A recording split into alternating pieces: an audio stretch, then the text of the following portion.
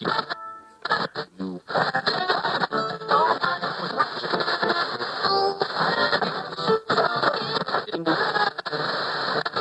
that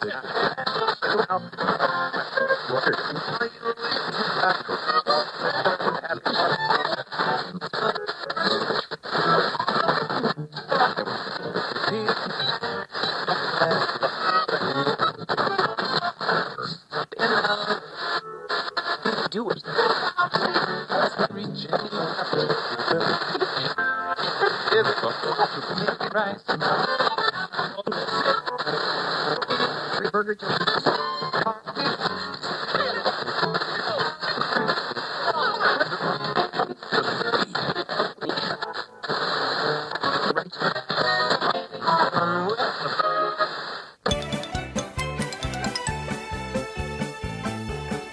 Welcome back to the second hour of Air Checks. Maggs stated in the series script book that he felt bound by his promise to Douglas Adams to allow the scripts of the Tertiary Phase to closely follow the plot of the third book. I myself was willing to give the Tertiary Phase 7 out of 10 on the grounds that I was a little too reverential to the text and the pace suffered as a result. But in adapting the final two novels, the only instructions Maggs got from Adams was they don't need more than 4 episodes each. Thus Maggs was able to use many of the major plot elements of the final 2 books, though not necessarily in the same order, and attempt to reconnect plot threads from all 5 radio series. The new episodes reunited most of the living original cast. The parts of the book, Eddie the Computer and Slarty Bartfast, were recast to replace actors who had died, with William Franklin, Roger Gregg and Richard Griffiths taking over these 3 roles, respectively. Peter Jones, the original narrator, had died in 2000, Richard Vernon, the original Slarty Bartfast, had died in 1997, and David Tate, who had voiced Eddie the Computer, among many other roles, had died in 1996. Bill Wallace, who played Mr. Prosser and Prostetnik Vaughan Jeltz in the original series, was unavailable, and Toby Longworth took the role of Jeltz in the new series. John Marsh, who had been the continuity announcer for Fitz the 2nd to 12th, was rehired to reprise this role. There was also a posthumous cameo role by Adams as a Grejag, edited from his BBC audiobook recording of the novel. From The Hitchhiker's Guide to the Galaxy, here is Fit the 15th.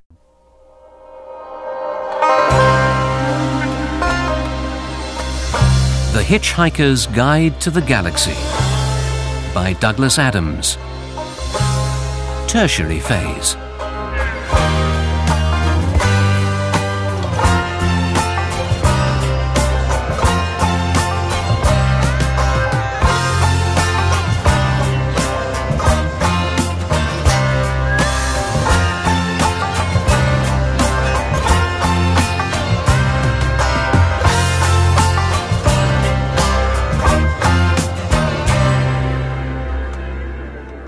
The Hitchhiker's Guide to the Galaxy claims that the campaign for real time was inspired not only by an instinct to preserve the traditions of linear chronology, but because there was once a poet. His name was Lalifer, and he wrote what are widely regarded throughout the galaxy as being the finest poems in existence, the Songs of the Long Land. Lalifer had lived in the forests of the long lands of Effa, and he wrote his poems on pages made of dried habra leaves, without the benefit of education, or correcting fluid. Long after his death, his poems were found and wandered over. News of them spread like morning sunlight. For centuries, they illuminated and watered the lives of many people whose existence might otherwise have been darker and drier. Then, shortly after the invention of time travel, some major correcting fluid manufacturers from the Mancunian Nebula were chatting at a sixth-dimensional sales conference. Here, I may not know much about poetry, but I know what I like. I say, I may not know much about... We heard the first time. Oh, yeah. Well, I was just thinking about that Lalifer. You know, poetry bloke. What he could have done with some high-quality correcting fluid in a variety of leafy shades. Exactly what I were thinking. And I'm wondering if we could persuade him, to say a few words to that effect, eh? Could open up the Andromeda market, So they travelled the time waves, found him, and did indeed persuade him. In fact, they persuaded him to such an effect that he became extremely rich, and frequently commuted to the future to do chat shows, on which he sparkled wittily. Thus he never got around to writing the poems. This was a problem, but one easily solved.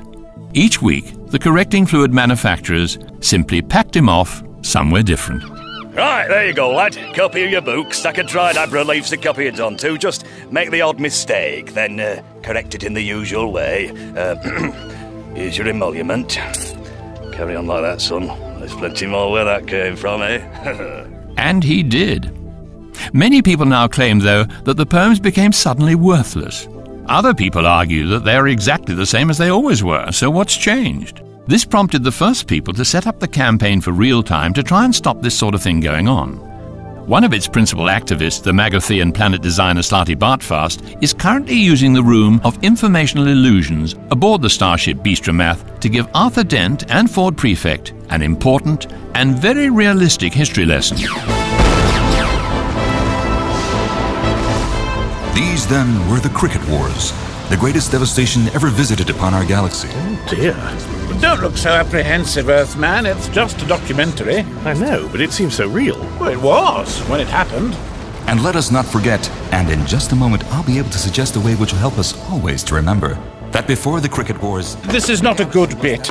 Do not agree to buy anything at this point. Terribly sorry. I can't seem to find the remote control. The symbol known as the Wicket Gate. The three pillars. I'm sure I've seen that before. What? That arrangement of sticks on the asteroid. It looks stupefyingly familiar. The asteroid is the lock. The wicket gate is the key. I like those girls floating around it. A bit like angels. Apart from the clothes, angels usually wear them. Where is this? There is not a world in the galaxy where this symbol is not revered to this day. Even in primitive worlds, it persists in racial memories. 3 stumps, 2 bales. Well, that's a wicket. That's right, the wicket gate. This it is that now locks away their world to the end of eternity. Cricket? Wicket? Extraordinary. This is not the real key, of course. That, as we all know, was destroyed and lost forever. This, my friends, is a replica, hand-tooled by skilled craftsmen into a memento you will be proud to own, in memory of those who fell. Found it! There. Now, let us all bow our heads in payment. Just don't nod. I promise to prove. You getting the gist? I hope that's what it is. Let me spool back a few billion years.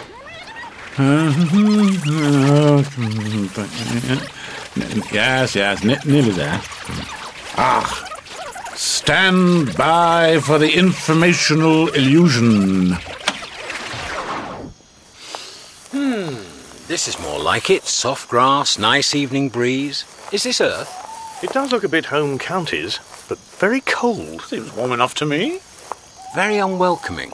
It looks appealing, but feels impersonal. Like a good-looking woman writing you a parking ticket. But this cricket angle... We'll walk down to that village and I'll tell you about it. The game you know as cricket is just one of those curious freaks of racial memory. Of all the races in the galaxy, only the English could possibly revive the memory of the most horrific wars ever to sunder the universe and transform it into what I'm afraid is generally regarded as an incomprehensibly dull and pointless game. Ah, no, fair play. Rather fond of cricket myself, as it happens, but in most people's eyes, you have been inadvertently guilty of the most grotesque bad taste, particularly the bit about the little red ball hitting the wicket. Very nasty. Oh. These cricket men are the ones who started it all, and it will all start tonight. Oh, is something dreadful about to happen? The battle cruisers with the white robots aren't about to arrive overhead, are they? Oh. My God. Nothing is about to attack you here. This is where it all started. The place itself. Cricket. As it was 10 billion years ago. There aren't any stars. Shh. Listen and watch. And everything's so nice. The masters of cricket. And everyone's so happy beneath the ink black sky. Yes. Well, they seem nice enough. Not that I trust appearances anymore. I'm under her spell. I can't resist. We walked hand in hand above the grass. Then in the dark we kissed. What a strange song. They're beneath the ink-black skies, hand in hand above the grass. Not under the moon or beneath the stars, as you might expect. I suppose because it's so black overhead. Arthur? Yes? Why are you tiptoeing? Was I? Yes, we're still on the Starship Bistro, Math. This is a recorded informational illusion. You could walk past those people blowing a euphonium for all the notice they'll take. I'll bear that in mind. You know, of course, what's about to happen. Me? No. Did you not learn ancient galactic history at school? I was in the cybercubicle behind Zaphod Beeblebrox. It was always the same three hands going up. His. You know, I get the distinct feeling of being alone in the universe. Not so the people of Cricket. Their solar system, their single sun with its single world, was, as you see, surrounded by a huge dust cloud. So there was never anything to see in the sky except their sun. The reason they never thought we are alone in the universe is that until this night, they don't know about the universe. Until this night. And everything's so nice. Hear that, brothers? What a strange and disagreeable sound. Surely it is not the wind in the trees. It is not of the earth or the air. I mislike it greatly, but cannot fathom its origin. Friends, this cannot be, for it is not possible. The sound we hear comes from above. Behold! A fiery streak in the void! Wow! Can't they see it's a spaceship? Or the wreckage of one, coming out of the blackness? Why would they look? They have no idea anything could exist up there. Until tonight.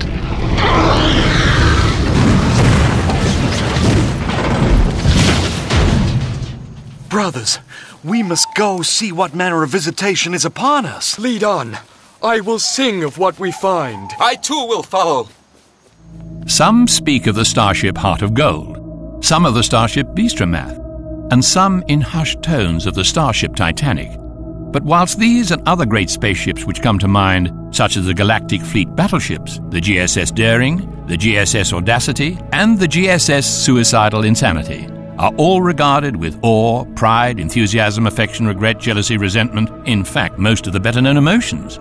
The craft which regularly commands the most actual astonishment was Cricket 1, the first spaceship ever built by the people of Cricket. This is not because it was a wonderful ship. It was not. It was a crazy piece of near junk, and looked for all the galaxy as if it had been knocked up in somebody's backyard, which was, in fact, precisely where it had been knocked up. The most astonishing thing about the ship was not that it was done well, it wasn't, see above, but that it was done at all, as the period of time which elapsed between the moment that the people of Cricket discovered that there was such a thing as space and the launching of their first spaceship was, as near as damn it is to dom it, almost exactly a year. Stand by, brothers number 2 and number 3. Standing by, brother number 1. Standing by, brother number 1. Push blue switch. Push the blue switch. And this is going to fly, is it? Brother number 3. Just strap yourself in. Can't we fast forward through this spaceship bit? Certainly not. Watch and learn. This is the pivotal event. The wiring isn't even insulated. I've heard of low tech, but these controls are bathroom fittings. Are perfectly safe. It's an informational illusion, which you will find extremely instructive and not a little harrowing. These singer-songwriting people stripped down the wreckage of that crashed ship and within a year built this? Just relax and be harrowed. I can do that. Second thoughts. You'd better hold on. Lift off.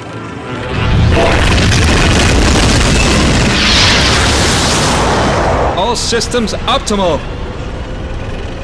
No way does anyone design and build a ship like this in a year. No matter how motivated, prove it to me and I still won't believe it. Yes, well, the Masters of Cricket did. Their historic mission was to find out if there was anything or anywhere beyond the blackness from which the wrecked spaceship could have come. Actually, I think I will fast forward a bit. That's the Cricket Man flying to the edge of their solar system, the inner perimeter of the hollow dust cloud which surrounds their sun and home planet. Now watch. They're on the brink of breaking through it. History is gathering itself. 3, 2, 1. Behold the universe, the staggering jewels of the night in their infinite dust. Imagine the impact of this vision on a species whose entire philosophy demands that they are the only sentient creatures in creation. Insanity? Bitter but rational disappointment? No. So how did they react on the first sight of the universe? Very simply. It'll have to go. Although it's been said that on Earth alone in our galaxy has cricket, been treated as fit subject for a game, and that for this reason the Earth has been shunned, this does only apply to our galaxy, and more specifically to our dimension. In some of the higher dimensions, they feel they can more or less please themselves, and have been playing a peculiar game called Brockian Ultra Cricket for their trans-dimensional equivalent of billions of years. A full set of rules is so massively complicated that the only time they were all bound together in a single volume, they underwent gravitational collapse and became a black hole. All that is known of the game can be found in the archives of the BUCC. Rule 1. Grow at least 3 extra legs. You won't need them, but my Darrow thing, it does help to keep the crowds amused. And now it's Perkins galloping out to extremely silly square leg. Rule 2. Find one good Brockian Ultra Cricket player, clone him 10 few times. This saves an enormous amount of tedious selection and training. 3. Put your team and the opposing team in a large field and build a high wall round them. The reason for this is that a crowd that has just watched a rather humdrum game experiences far less life affirmation than a crowd that believes it has just missed the most dramatic event in sporting history. 4. Throw assorted items of sporting equipment over the wall for the players. Anything will do. Cricket bats, base cube bats, tennis guns, skis, anything you can get a good swing with. Rule 5. The players should now lay about themselves for all they are worth, with whatever they find to hand. Whenever a player scores a hit on another player, he should immediately run away and apologize from a safe distance, usually through a megaphone. Sorry! Rule 6. The winning team shall be the first team that wins. Curiously enough, the more popular the game grows in the higher dimensions, the less it's actually played, since most of the competing teams are now in a state of permanent warfare over the interpretation of those rules. This is all for the best because in the long run, a good solid war is always less psychologically damaging than a protracted game of Brockian Ultra Cricket. However, for Zaphod Beeblebrox, a badly mixed pan-galactic gargle blaster has a similarly deleterious effect. Where did I go wrong? Jank Spirit, Santraginian Seawater, Arcturan Mega Gin, Marsh Gas, Hypermane Extract, Tooth of Sun Tiger. Maybe it's the olive. It is my pleasure to open for you. Zarkov. And my satisfaction to close again with the knowledge of a job well done. Door. Did you hear that? Do you wish me to open for you again? It would be my... No, shut up. Trillion has jumped ship. I'm alone on the Heart of Gold. I've put an electronic gag across that Zarkin computer's speech terminals. All non-essential systems are closed down and we're drifting in a remote area of the galaxy. So which particular 100,000 people would turn up at this point and say a totally unexpected whop?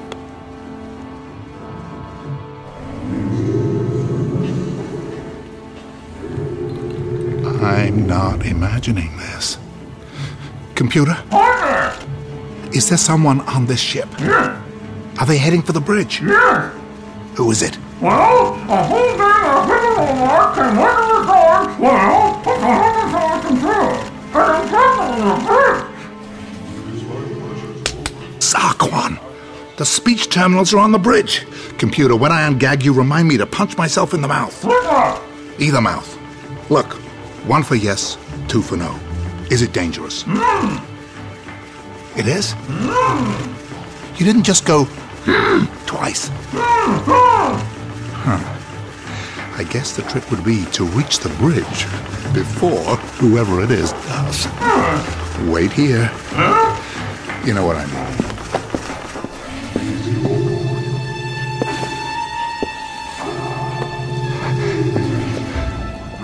He who gets to the bridge first controls the ship, baby. Here we are. Sark, they came through the other bridge door. Have a nice day. Holy photons! I didn't gag the door circuits. Door, if you can hear me, say so very, very quietly. I can hear you. Good. Now, in a moment, I'm going to ask you to open. When you open, I do not want you to say that you enjoyed it, okay? Okay. Neither do I want to hear that I have made a simple door very happy, or that it is your pleasure to open for me and your satisfaction to close again with the knowledge of a job well done, okay? Okay. And I have no plans to have a nice day. Understand? Understood. Okay. Open. Is that the way you like it, Mr. Beeblebrox? Intruder. No. Engage weapons. Hi, guy. Oh, 11 of you. Good. Tunneling into the improbability drive compartment. Tough room. Intruder. Kill on sight. Okay, dude. I want you to imagine that I have an extremely powerful Kilozap blaster pistol in my hand. You do have a Kilozap blaster pistol in your hand. You never know what you're going to grab up a wall bracket in a hurry. So what are you cats doing here? Okay, robots. So what are you robots doing here? We have come for the gold bale. Huh? The gold bale is part of the key we seek to release our masters from cricket. You know, Metalhead, if I paid more attention to my history lessons and less to having sex with the girl in the next cyber cubicle, I'd know what you're on about. The cricket wars, the slow time lock, its key was disintegrated. The golden bale is embedded in the device which drives your ship. It will be reconstituted in the key. Our masters shall be released. The universal readjustment will continue. We already have the wooden pillar, the steel pillar, and the perspex pillar. Now we will have the gold bale. No, you won't. It's driving my ship. Now we will have the gold bale, and then we must go to a party. Hey, forget the bale. Let's party. No, we are going to shoot you. You're kidding. Ow. Okay, you're not kidding.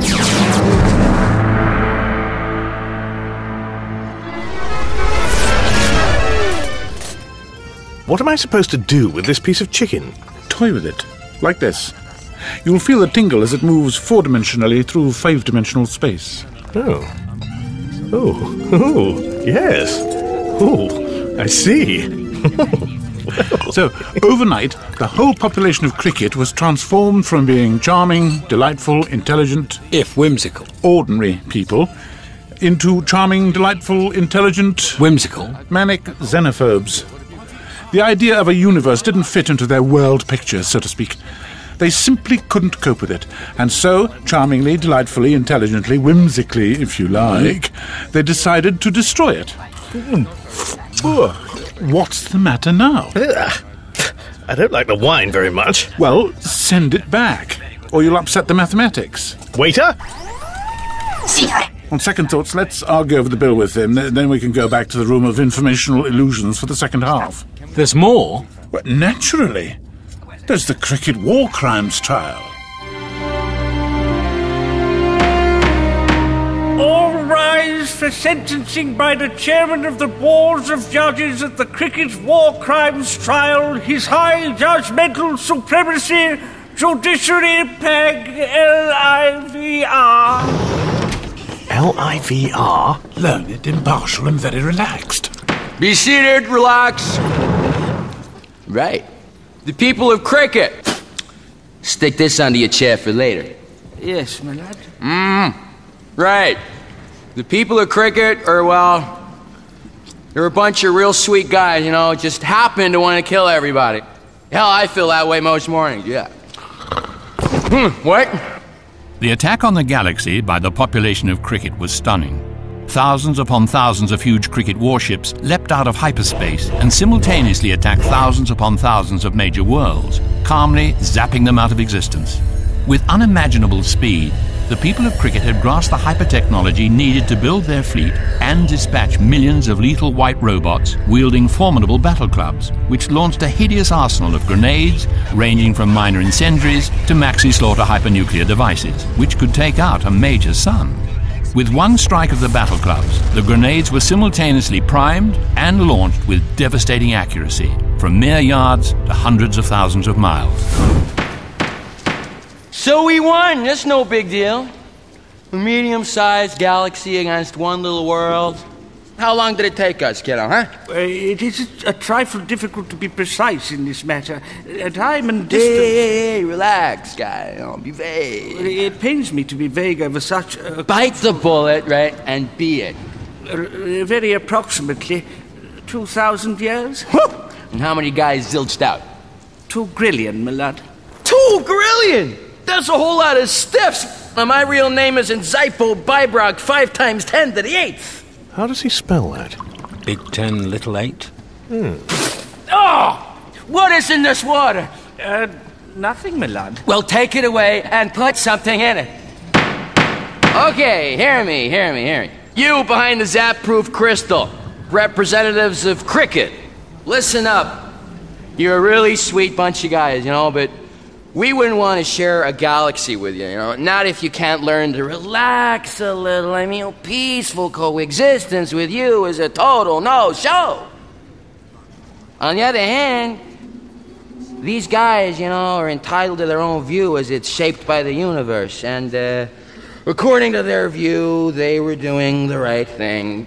They believe in peace, justice, morality, culture, sport, family life, and the obliteration of all other life forms. Well, they're entitled to a view, right? Now, sentencing is going to be tricky, but people, I got an idea. Now, stop me if you've heard it before.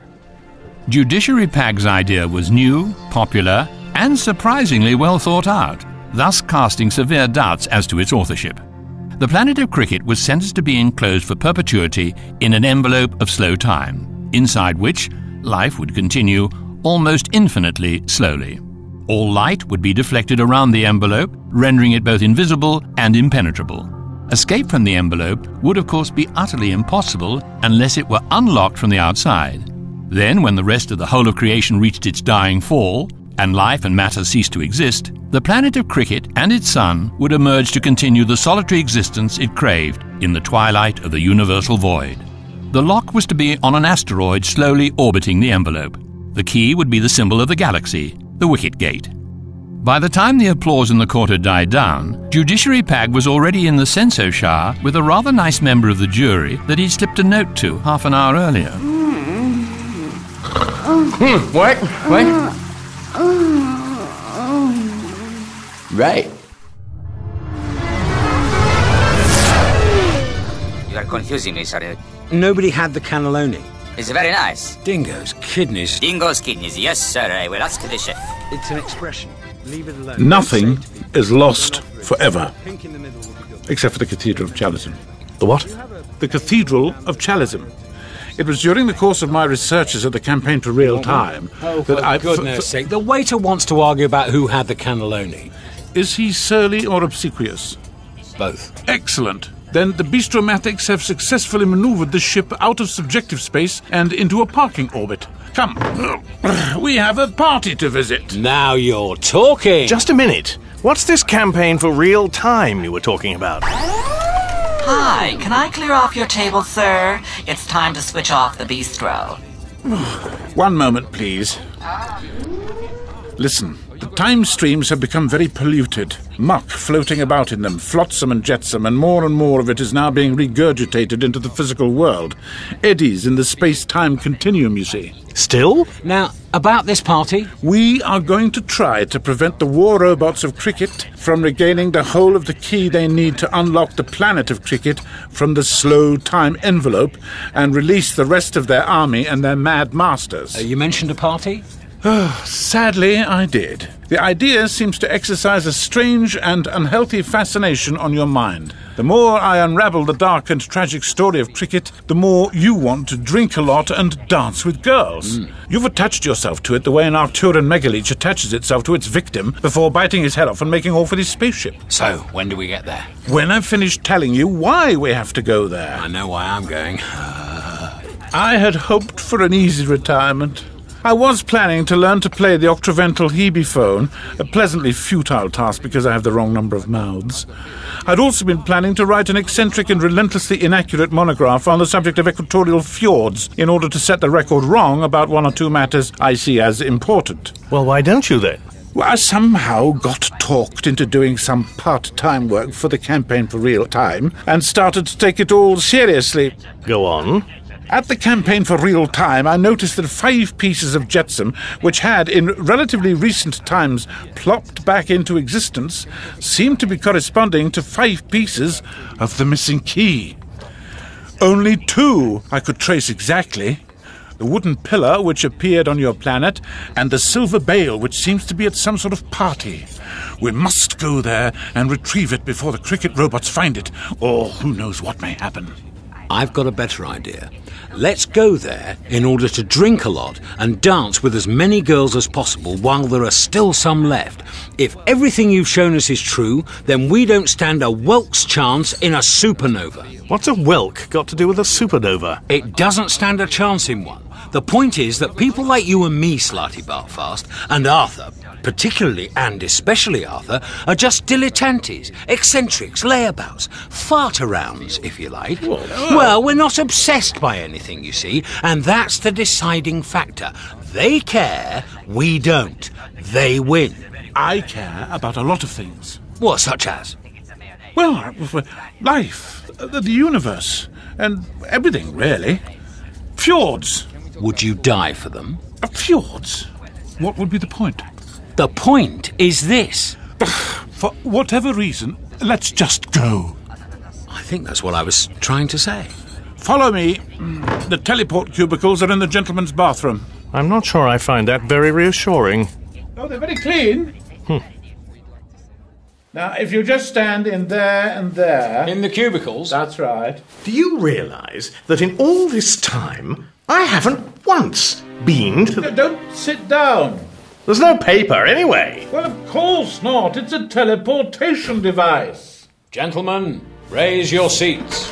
We're going to flush the chain on the count of 3. All together now. 1, 2...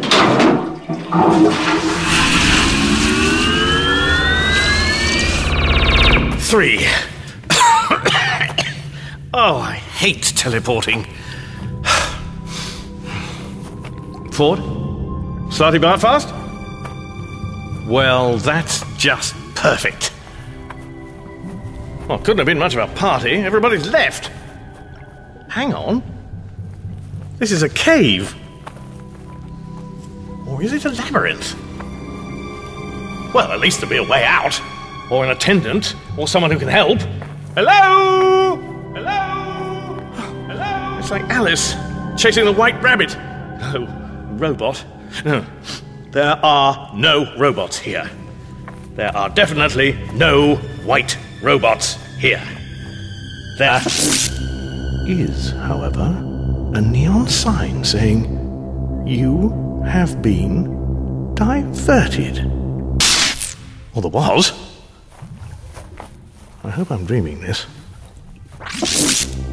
3 green dots. There's a name for that.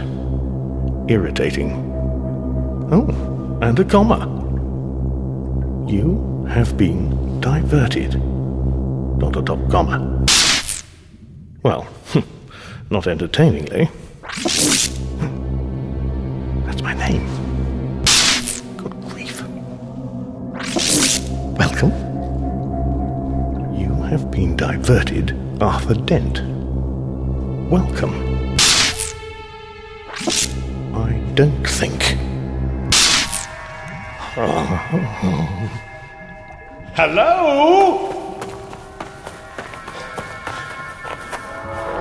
I'm afraid I really am afraid. My heart's so loud it sounds like somebody beating a bass drum in here with me. Somebody is beating a bass drum.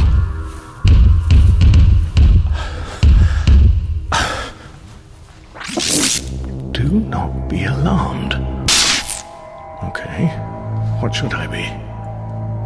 Come on, sign. Be very, very frightened, Arthur Dent. Who's that? Is anyone there? Grow up, Arthur. There are no hideous monsters here. If there are, I'll eat my... Ah! What do you want? Bet you weren't expecting to see me again. What has Arthur Dent stumbled upon in the recesses of the labyrinth? Has Ford Prefect found a drink and a peer group to share it with? Can Slarty Bartfast stop the cricket robots from acquiring the silver bale? Fasten your acceleration straps. It's going to be a bumpy next installment of The Hitchhiker's Guide to the Galaxy. In that episode of The Hitchhiker's Guide to the Galaxy by Douglas Adams, William Franklin was the book. Simon Jones played Arthur Dent, Geoffrey McGivern, Ford Prefect, Mark Wing Davey, Zaphod Beeblebrox, Dominic Hawksley, the Wicked Voice, and Richard Griffiths was Slarty Bartfast. Douglas Adams played Agra Jag, Roger Gregg played Eddie, and Rupert Degas was Judiciary Pag. Mike Fenton Stevens, Philip Pope and Tom Maggs were the population of cricket, and Henry Blofeld and Fred Truman were themselves. The announcer was John Marsh. The surround mix was by Paul Dealey and the live FX by Ken Humphrey. The cricket song was by Philip Pope. The script editor was John Langdon and the music was by Paul Wicks Wickens. The production assistants were Laura Harris and Joe Wheeler. The programme was adapted, directed and co-produced by Dirk Maggs. The producers were Helen Chatwell and Bruce Hyman, and it was an above-the-title production for BBC Radio 4. See how the flowers grow. It's such a shame my dog died. He loved those flowers so. It's so much fun working on the farm. It fills my heart and soul with pride. My wife and kids waiting safe from harm makes me feel so warm inside. Our lovely world so lovely, and everything so nice, and everyone so happy beneath the ink-black skies.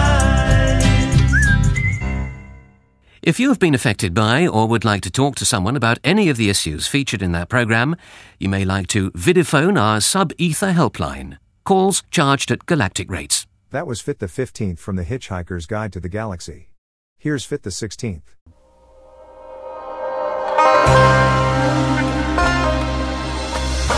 The Hitchhiker's Guide to the Galaxy by Douglas Adams. Tertiary Phase.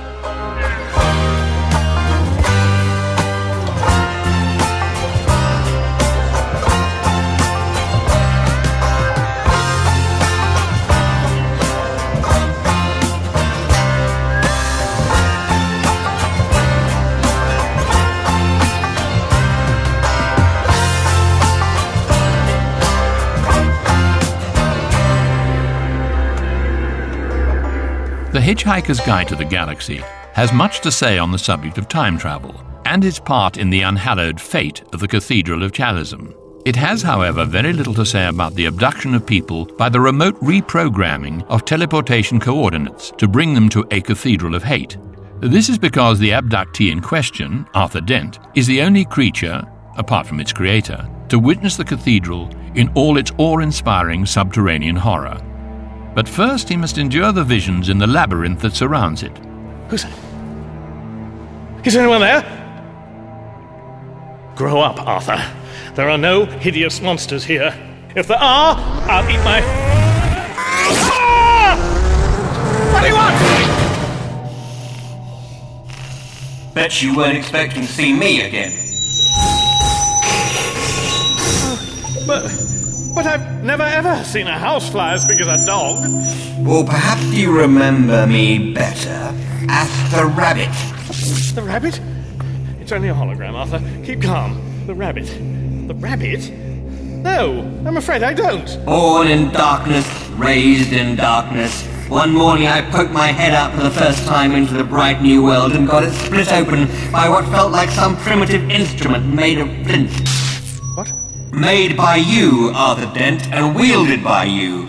You turned my skin into a bag for keeping interesting stones in. I happen to know that because in my next life I came back as a fly again and you swatted me, again. Yes, but... Only this time you swatted me with the bag you'd made of my previous skin. Arthur Dent, you are not merely a cruel and heartless man, you are also staggeringly tactless. I don't really... I see you have lost the bag. Probably got bored with it, did you? No.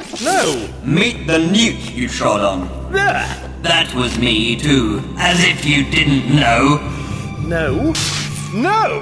The interesting thing about reincarnation is that most people, most spirits, are not aware that it is happening to them.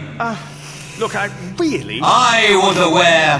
That is, I became aware. Slowly, gradually. I could hardly help it, could I? When the same thing kept happening over and over and over again. Every life I ever lived, I got killed by Arthur Dent. Any world, any body, any time. I'm just getting settled down. Along comes Arthur Dent. How he kills me. Look, hard not to notice. Bit of a memory jogger. Bit of a pointer. Bit of a bloody giveaway. No, really. That's funny, my spirit would say to itself as it winged its way back to the netherworld after another fruitless dent-ended venture into the land of the living. That man who just ran over me as I was hopping across the road to my favourite pond had looked a little familiar. And gradually I got to piece it together, Dent, you multiple me murderer. But what I don't understand... Here's the moment, Dent. Here's the moment when at last I knew! Huh? No, I'm sorry. I'm sure I've never been in a huge pink wet cave with a vast, slimy creature rolling around over white tombstones. Oh my God. It's the inside of my mouth. And that's an oyster. I'm swallowing an oyster. An oyster that...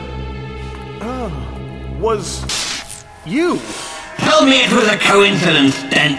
I dare you to tell me it was a coincidence. It was a coincidence. It was not! It was! If it was a coincidence, then my name is not Agrajag! And presumably you would claim that that was your name? Yes! Well, I'm afraid it was still a coincidence. Come in here and say that! Right, I will! I can assure you that it was a...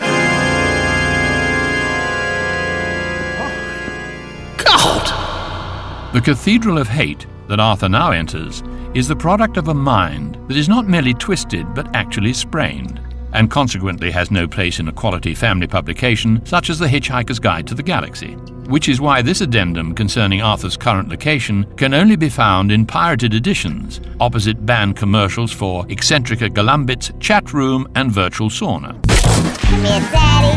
You look so good. The chamber has been carved out of the inside of a mountain, and beyond the twisted buttresses, overhead it is utterly black.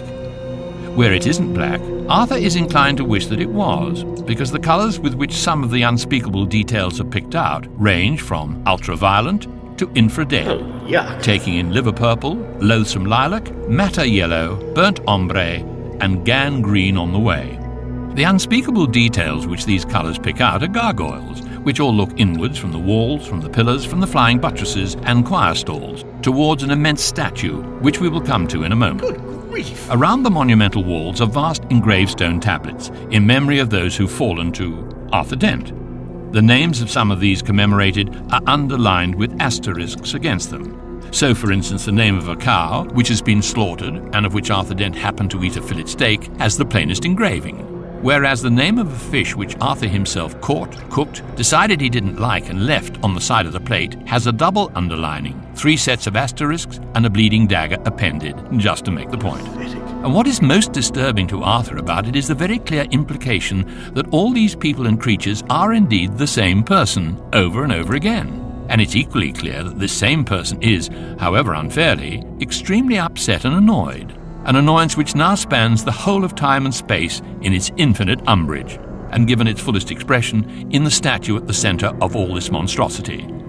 A statue of Arthur Dent. That's me. And an unflattering one. 50 feet tall if it's an inch, which it's not, crammed with insult to its subject matter, from the small pimple on the side of his nose to the poorish cut of his dressing gown. There is no aspect of Arthur Dent which isn't lambasted and vilified. Oh, please. With each of the 30 arms which the sculptor, in a fit of artistic fervour, has decided to give him, he is either braining a rabbit, swatting a fly, pulling a wishbone, picking a flea from his hair, or doing something which Arthur's first glance cannot quite identify. Surely not. His feet, incidentally, are stamping on ants. Oh, this is trying too hard. Arthur is depicted as an evil, rapacious, bloodied ogre, slaughtering his way through an innocent one-man universe.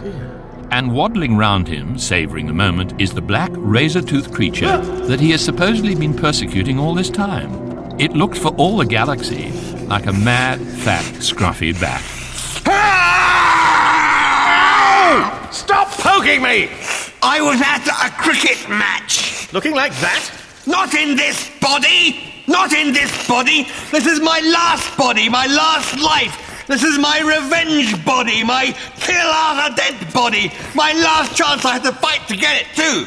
But how could this possibly... I was at a cricket match! I had a weak heart condition! But what, I said to my wife, can happen to me at a cricket match?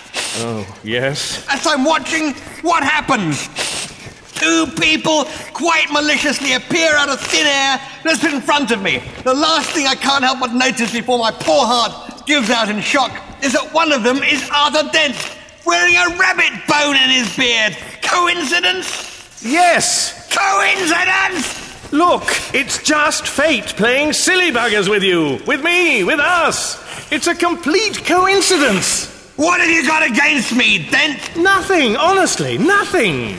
Seems a strange way to relate to somebody you've got nothing against, killing them all the time. Very curious piece of social interaction, I would call that. I would also call it a lie. Look, I'm very sorry. There's been a terrible misunderstanding.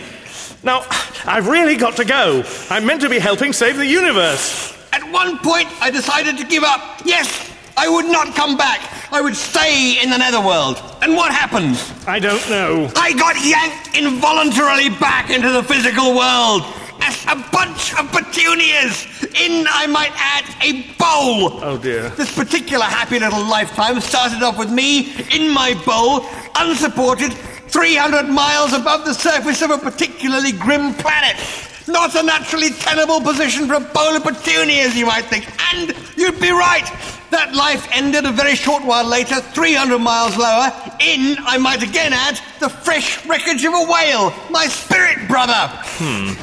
Well... On the way down, I couldn't help noticing a flashy-looking white spaceship. And looking out of a port on this flashy-looking spaceship was a smug-looking Arthur Dent. Coincidence? Goodbye. You may go, after I have killed you. No, that won't be any use, because I have to save the universe, you see. I have to find a silver bale, that's the point. Tricky thing to do, dead. Save the universe? You should have thought of that before you started your vendetta against me. What about the time when you were on Stavromula Beta and someone tried to assassinate you and you ducked? Who do you think that bullet hit? I've never been there. What did you say? Never been there. What are you talking about? You must have been there. You were responsible for my death there as everywhere else. An innocent bystander. I've never heard of the place. I've certainly never had anyone try to assassinate me, other than you. Perhaps I go there later, do you think? You haven't been to Stavromula Beta yet? No. I don't know anything about the place.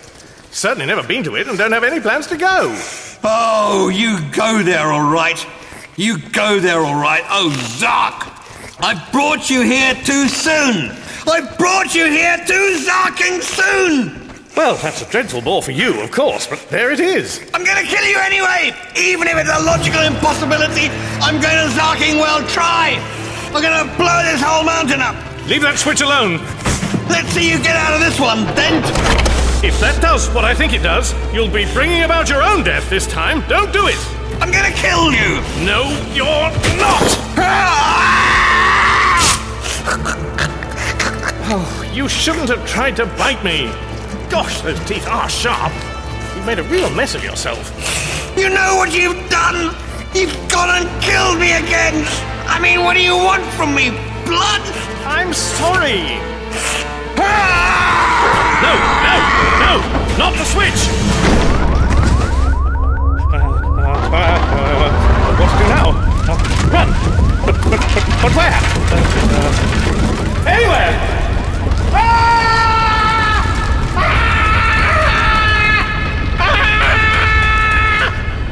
Daylight! Daylight this way!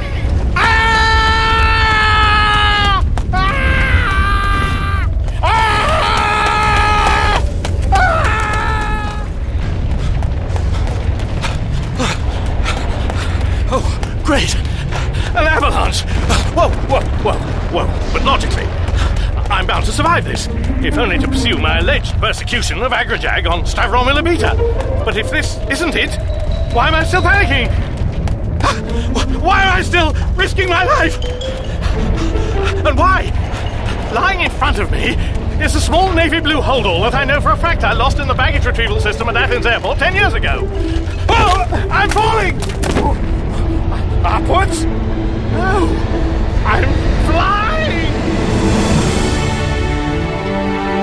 The Hitchhiker's Guide to the Galaxy has this to say on the subject of flying. There is an art, it says, or rather a knack to flying. The knack lies in learning how to throw yourself at the ground and miss. Pick a nice day, it suggests, and try it. The first part is easy. All it requires is simply the ability to throw yourself forward with all your weight and the willingness not to mind that it's going to hurt.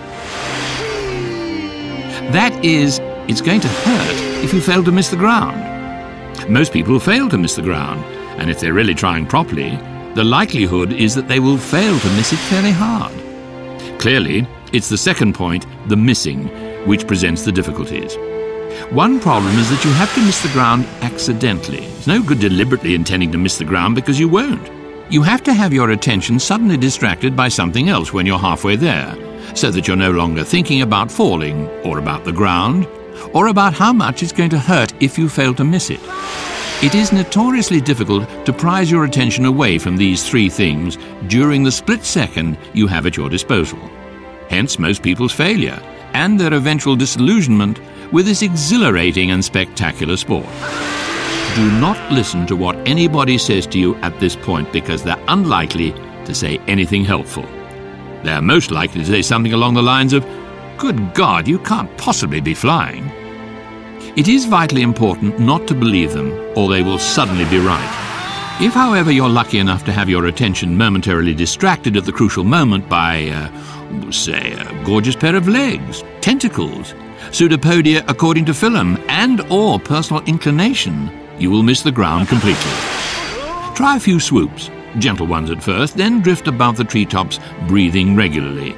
Do not wave at anybody. When you've done this a few times, you'll find the moment of distraction rapidly becomes easier and easier to achieve.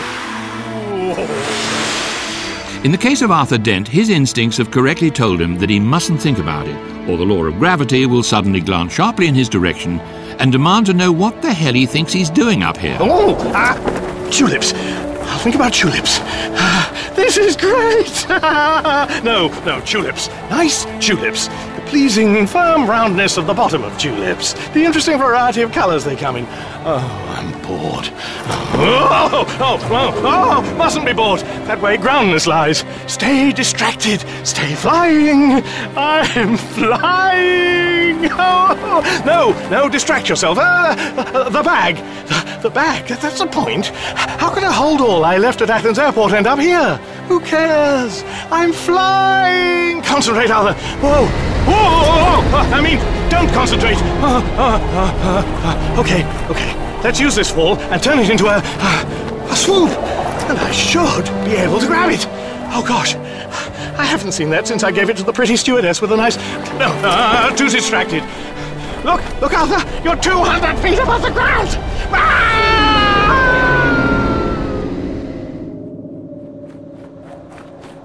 Better. Okay, think of the bag. If it's still in the state in which I lost it, it'll contain a can which would have in it the only Greek olive oil still surviving in the universe. If I can just... Yes, got it! Ah, not only a can of Greek olive oil, but the cricket ball I caught at Lord's. Very odd. What else? Ah, a duty-free allowance of Retsina. Some interesting stones, and joy of joys, my towel! Oh, if only Ford could see me now! Arthur, look out! You're gonna crash into the party! Ford? What? When Arthur Dent, Ford Prefect, and Slarty Bartfast arrived, the longest and most destructive party ever held was into its 4th generation, and still no one showed any sign of leaving. The mess was extraordinary, and had to be seen to be believed. There had recently been some bangs and flashes up in the clouds, and there is one theory that these were battles being fought between the fleets of several rival carpet cleaning companies, who were hovering over the thing like vultures. But you shouldn't believe anything you hear at parties, and particularly not anything you hear at this one. One of the problems, and one which would obviously get worse, was that all the people at the party were either the children, or the grandchildren, or the great-grandchildren of the people who wouldn't leave in the first place. And because of all the business about selective breeding and regressive genes and so on, it meant that all the people currently at the party were either absolutely fanatical partygoers or gibbering idiots, or, more and more frequently, both. Either way, it meant that genetically speaking, each succeeding generation was now less likely to leave than the preceding one. Now, because of certain things that had happened which seemed like a good idea at the time, and one of the problems with a party which never stops is that all the things which only seem like a good idea at parties continue to seem like good ideas. One of the things which seemed like a really good idea at the time was that the party should fly, literally. One night long ago, a band of drunken astro-engineers clambered around the building calibrating this, fixing that, banging very hard on the other, and when the sun rose the following morning, it was startled to find itself shining on a building full of happy, drunken people, which was floating like a young and uncertain bird over the treetops. The flying party had also managed to arm itself rather heavily. If they were going to get involved in any petty arguments with wine merchants, they wanted to make sure they had might on their side. All right, do as we say and nobody gets hurt. What do you people want? Hand over all your cheese footballs. And those little savoury twig things, the ones with the tasty brown paint on. But we are simple farmers. Shut up and get stacking. And we want the cakes. Fairy cakes. Better give us 50 cases of Cabernet Sauvignon as well. Cabernet? But we only drink milk. Don't give me that. Oh, all right. What vintage? They looted, they raided, they held whole cities for ransom for fresh supplies of cheese crackers, avocado dip, and wine and spirits. But the planet over which they were floating was no longer the planet it had been when they started. It was in bad shape and had been since long before Agrajag destroyed its only respectable mountain in the vain attempt to kill Arthur Dent. But it was one hell of a party. It was also one hell of a thing to get hit by in the small of the back, as Arthur Dent has just discovered. Ah, Ford, Where the fetid photon have you been? is this Slarty Bartfast's party? Hold tight, Earthman. There's only a very thin walkway around the building. Everywhere I touch, it hurts. Then don't touch it, you've sprained your wrist. What are you doing out here? They won't let us in without a bottle. Ah, there, I think I can help you. Got a bottle? Retsina. Never heard of it. In you come. Thank you so much. Right, now we're in, we can... Your bottle! What is it? Retsina, an earth drink. Very rare now. Hey! And you, pleasure? That's mine! I warned you. Never trust a pterodactyl in Murex. No, you didn't. Oh, I forgot. Good grief! It's Trillium! Yeah, and that's Thor, the thunder god, with her. Blimey, half of Asgard have turned up. I wonder if Seyford's here. I'll go and look over by the drinks. Trillian, how the hell did you get here? Didn't I see you at Milky Ways? Were you the one with the hammer? Yes, I much prefer it here. So much less reputable, so much more fraught. Well, it seems fun. Trillian! Oh, what are you trying to say, Arthur? I said, how the hell did you get here? Oh, I was a row of dots floating randomly through the universe. Oh, have you met Thor? He's in thunder. Hello. Hey. I expect that must be very interesting. It is. Have you got a drink? No, actually. Then why don't you go and get one? See you later, Arthur. Zaphod isn't here, is he? See you later. One of the interesting things about being immortal is you don't... One of the interesting things about space is how dull it is. Slotty Bart fast. Dull? Really? Staggeringly dull. Bewilderingly so. You see, there is so much of space and so little in it. Would you like me to quote you some statistics? What do you think? They, too, are quite sensationally dull. Well, you must tell me all about it when I'm interested. Excuse me. Slotty Bart fast. I thought you'd never go. Drink? Come, Earthman. But I'm in the drinks queue. No, we have to find the silver bale. It is here somewhere. Oh, can't we relax a little? I've had a tough day. Trillian's being chatted up by a thunder god who was very rude to me. I'd consider thumping him if the muscles in his upper arm didn't move around each other like a couple of Volkswagens parking. Think of the danger to the universe. The universe is big enough and old enough to look after itself for half an hour. Please. All right. I'll circulate and see if anybody's seen it. Good, good. I'll do this side of the party. You do that. Hello. Hello there. Hello! Have you seen a bale anywhere? Made of silver, vitally important for the future safety of the universe and about this long. No, but come and have a drink and tell me all about it. You're a great little dancer. Thank you. Like that hat. I'm not wearing a hat. Oh, right. Like the head. What? Ow, the head. Interesting bone structure. What? Ow. Ever heard of the Sydney Opera House? What? I said, look, could you not nod so much? What? You keep pecking me on the head. Ow! My planet was blown up one morning. That's why I'm dressed like this, in my dressing gown. My planet was blown up with all my clothes in it, you see. Oh, dear. I didn't realise I'd be coming to a party. Wow, right, yeah. Later, I was thrown off a spaceship, still in my dressing gown. Oh. Rather than the spacesuit one would normally expect. Why, yes. Well, shortly after that, I discovered my planet had originally been built for a bunch of mice. Mice? So you can imagine how I felt about that. Extraordinary. I was then shot at for a while and blown up. Oh, really? In fact, I have been blown up ridiculously often. Shot at, insulted, regularly disintegrated, deprived of tea, and recently I crashed into a swamp and had to spend 5 years in a damp cave. Uh-huh. And did you have a wonderful time? What an exciting life you must lead. I must find someone to tell about it. But, oh, never mind. Hey, did I hear you say your name just now? Yes, it's Arthur Dent. Yeah, only there's a man in a mountain wanted to see you. Well, more of a 4-foot fruit bat with an orthodontic condition. I met him. Yeah, only he seemed pretty anxious about it, you know. I know, I met him. Yeah, well, I think you should know that, yeah? I do, I met him. Okay, all right, I'm just telling you, right? Good night, good luck, win awards. What? Oh, whatever, do what you do. Who cares? Why not go mad? Oh, get off my back, will you, guy? Just sark off. Keep your hairpiece on, I'm going. Yeah, right. It's been real. Big ups, eh? Huh? What was that about? Him? Yes. Did you hear that? Of course. Why did he tell me to win awards? Showbiz talk. He's just won an award at the annual Ursa Minor Alpha Recreational Illusions Institute awards ceremony, and he was hoping to be able to pass it off lightly. Only you didn't mention it, so he couldn't. What was it for?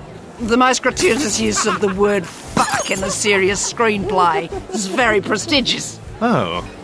And what award do you get for that? A Rory, little silver thing set in a large black base. What did you say? I didn't say anything. I was just about to ask. I thought you said whop.